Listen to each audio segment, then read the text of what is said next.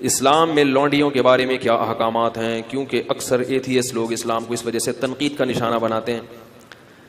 اسلام میں لونڈی کا تصور یہ ہے کہ پہلے زمانے میں جب جنگ ہوتی تھی تو جب دشمن کے مرد قتل ہو جاتے تھے تو اسلام نے عورت کو قتل کرنے سے منع کیا۔ جو عورتیں گرفتار ہو کے آئی ہیں، اب آپ کے پاس یا تو ایک آپشن ہے کہ ان سب کو کیا کر دیں، قتل کر دیں، یا ایک آپشن آپ کے پاس یہ ہے کہ ان کی شادیاں کرا کے باعزت طور پر ان کو کیا بنا دیں، مسلمانوں کی بولو بھائی بیویاں بنا دیں، یا ایک آپشن یہ کہ ان سب کو کیا کر دیں، ایسے ہی چھوڑ دیں، جاؤ بھائی آزاد ہو تم۔ نہیں یاری بات میرا خیال ہے اگر ان کو قتل کریں تو یہ عورت پر کیا ہے، زیادتی ہے، ظلم ہے۔ اسلام نے جنگ میں عورت کو قتل کرنے سے منع کیا۔ اگر ان کو بیویاں بنائیں تو یہ فطری طور پر کوئی بھی اس کو کے لیے تیار بولو بھائی نہیں ہوگا۔ کیوں نہیں ہوگا؟ دشمن کی شکست خوردہ عورت کو کبھی بھی کوئی شخص بیوی بنانے کے لیے، بیوی پیرالل ہوتی ہے، آپ کے ہم پلہ ہوتی ہے۔ اسلام کوئی ایسا حکم نہیں دیتا جو نیچر کے خلاف ہو۔ آپ نے دشمن کو سے لڑائی کی، وہ آپ کے خون کے پیاسے تھے، ان کی عورتیں بھی مرد بھی، عورتیں بھی تو ان کے ساتھ لڑتی ہیں نا، یا اپنے شوہروں کو، اپنے جو مردوں کو اپریشیٹ کر رہی تھی۔ آپ نے زور اور طاقت سے اس دشمن کی پر قبضہ کیا، اب ان کی عورتوں کو اتنی عزت دے کہ اپنی بیوی بنا لیں، یہ عملی طور پر ممکن نہیں ہے۔ سمجھ میں نہیں آ رہی بات میرا خیال۔ اور تیسرے آپشن کیا ہے کہ ان کو ایسے ہی آزاد چھوڑ دیا جائے۔ آزاد چھوڑیں گے تو ان کی کفالت کون کرے گا؟ وہ زنا کو پیشہ بنائیں گی۔ سمجھ میں نہیں آ رہی؟ دشمن کی مزید اولاد پیدا کریں گی۔ تو اسلام نے درمیان کا راستہ دیا کہ نہ تو ان کو اتنا پروٹوکول دو کہ بیوی بناؤ، بنانا چاہو تو اجازت دے دی، لازم قرار۔ صحابہ میں بہت سے ایسے جنہوں نے ان لونڈیوں کو آزاد کر کے بیوی بنایا۔ خود نبی صلی اللہ علیہ وسلم کی زوجہ حضرت صفیہ، وہ غلام تھی، باندی تھی، ان کو آزاد کروا کے آپ نے ان سے باقاعدہ نکاح کیا ہے۔ نہیں یاری بات میں اجازت دے دی کہ بیوی بھی بنا سکتے ہو، لیکن واجب قرار نہیں دیا، کیونکہ مینٹلی اس کے لیے کوئی بھی فاتح قوم تیار نہیں ہوتی۔ تو درمیان کا راستہ دے دیا کہ ان کو باندی بنا دیا جائے۔ کیا مطلب؟ یہ تمہاری خدمت گزار ہوں گی۔ اب یہ عملی طور پر ممکن نہیں ہے کہ ایک لڑکی کو، ایک خاتون کو، عورت کو آپ کے حوالے کیا جائے، آپ کا خادم بنا دیا جائے، اور پھر یہ بھی کہہ دیا کہ سارا نان نفقہ کس کے ذمہ ہے۔ یعنی ریاست نے ان عورتوں کی ذمہ داری اپنے کندھوں پہ ڈالنے کے بجائے مجاہدین پر، ارے بولتے کیوں نہیں، تقسیم کر دی۔ ریاست اپنے ذمہ اگر ان کا نان نفقہ ڈالتی تو ریاست کو ان سے کوئی فائدہ نہیں تھا۔ اور ان عورتوں میں بھی تو سیکچوئل ڈیزائرز ہوتی ہیں۔ اب دیکھو کشمیر میں جب زلزلہ آیا بالا کوٹ میں، کئی ٹرسٹ بن گئے۔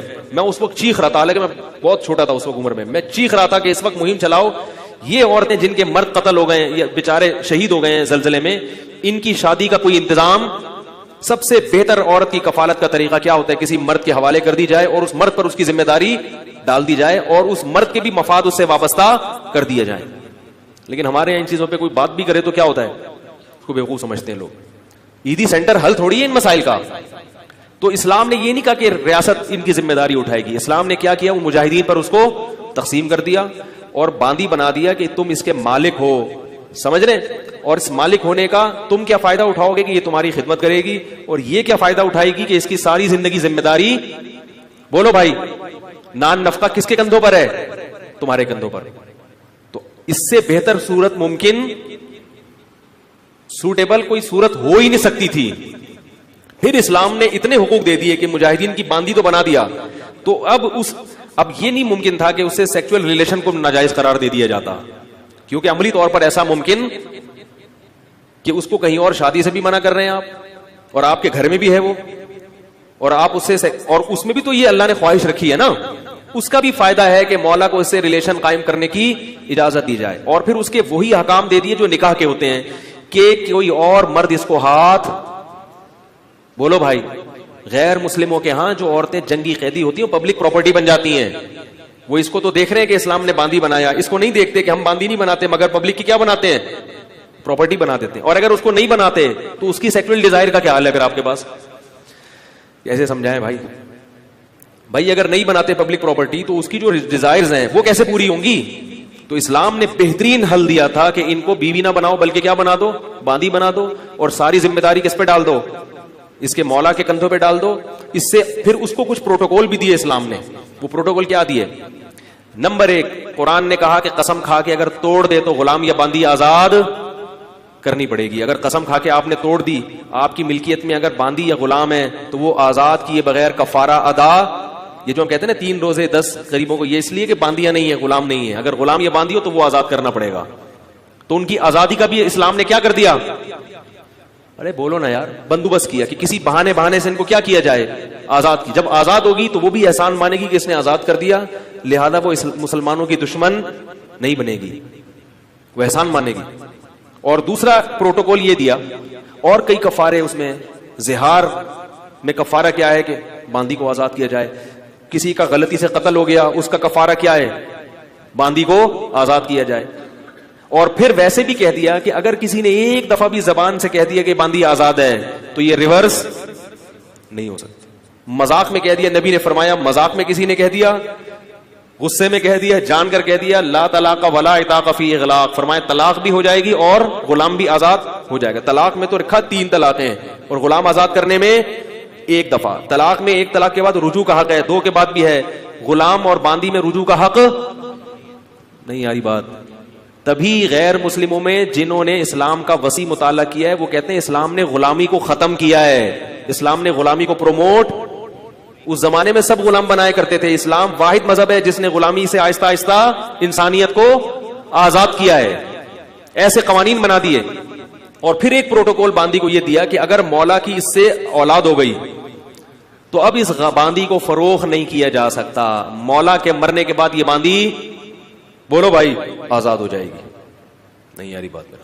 اگر اس سے اولاد ہو گئی آپ کے تو اب یہ باندی بالآخر آزاد ہو جائے گی. یہ پروٹوکول دے دیا اس کو.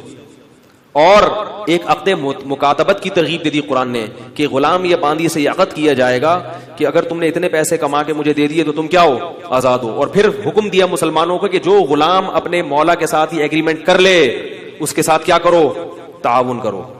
اس کو زکات کا پیسہ بھی دیا جائے گا, اس کے ساتھ تعاون کیا جائے گا تاکہ یہ مولا کو اتنے پیسے دے کے اپنی کیا کرے. نہیں یاری بات میرا خیال ہے, جان چھڑائے. صحیح ہے. یہ پروٹوکول غیر مسلموں کے ہاں نہیں ہے. تو بس سرسری دیکھتے ہیں اسلام میں باندیاں بھی ہیں, لونڈیاں بھی ہیں, غلام وہ بھی ہیں. تو ہیں جن تفصیلات کے ساتھ ہیں وہ تفصیلات, اس سے اس زمانے کے شکست خوردہ قوموں کو عزت ملی ہے. پھر مسلمانوں میں جو باندیاں بڑے بڑے عہدوں پر فائز, یعنی علم کے لحاظ سے بڑے بڑے مقام پر فائز ہوئی ہیں, کیونکہ جب آپ کو پتا ہوتا ہے نا میری ہے تو پھر اس کی وجہ سے آپ کی عزت ہے. آپ کو پتا ہے یہ غلام میرا ہے, جتنا پڑھا لکھا ہوگا عزت کس کی ہوگی, میری. اس لیے مسلمانوں نے اپنے غلاموں کو پڑھایا لکھایا, تعلیم دلائی تاکہ ہماری عزت ہو معاشرے میں. بڑے بڑے محدثین غلام گزرے ہیں, سمجھ رہے ہو. نافع عبداللہ بن عمر کے غلام تھے. بخاری اور مسلم کے بہت بڑے راویوں میں سے, اسلاف میں ان کا تذکرہ ملتا ہے. بخارا اور سمرقند سے قید ہو کر آئے تھے. بخارا جب روس میں لڑائی ہوئی تھی نا, صحابہ کرام کی فوجیں گئی تھی, یہاں سے گرفتار کر کے ان کو لایا گیا. عبداللہ بن عمر کے غلام بنے اور بخاری اور مسلم کے راویوں میں سے بہت بڑے محدث, بہت بڑے حدیث کے امام. کہاں سے لائے اور کیا بن گیا؟ یہ ہو گیا لونڈیوں والا. آج کل لونڈیاں نہیں ہیں کہیں بھی. کہیں آپ کسی ماسی واسی کو لونڈی سمجھنا شروع کر دیں. لونڈیوں کا سسٹم کیا ہو گیا. اچھا یہ بھی یاد رکھو, لونڈی سے سیکچول ریلیشن جب قائم کرنا جائز تھا کہ جب وہ اسلام قبول کر لے, یا وہ عیسائی یا یہودی ہو. اگر وہ عیسائی نہیں ہے, یہودی نہیں ہے, یا مسلمان نہیں ہوئی تو پھر اسے سیکچول ریلیشن کی اجازت, کیونکہ جیسے اہل کتاب سے ہی نکاح حلال ہے تو ایسے ہی باندیوں میں بھی ریلیشن صرف اہل کتاب یا مسلمان باندی سے تھا. جو مجوسی اور آگ کی پوجا کرنے والے, ان سے ریلیشن کی اجازت بولو بھائی نہیں تھی.